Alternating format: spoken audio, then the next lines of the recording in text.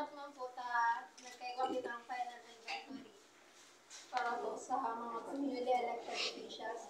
Nagpapasalamat po ako sa Barangay Council, sa MAT team. Iiyak ko na yan. Siyempre, 5 years mo po yun.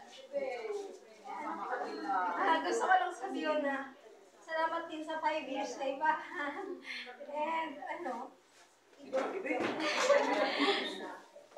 siyempre po, tina-turnover ko man kay Jean Francisco, ang batang SK chair. And sana i-accept niyo din ng mga newly elected SK officials. And siyempre, sana ipadagos niyo si mga napunan ni. And daging bahagi man po siya kasi ko siya, SK Secretary.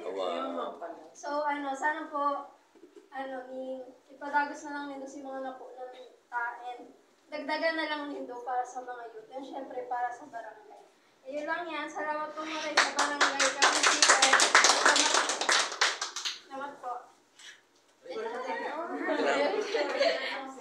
Salamat. Thank you so much, Ate Kat. Salamat po sa council at salamat sa pag-guide sa phone hanggang ngayon. And salamat sa pag-ingat ng mga gamit kang SK sa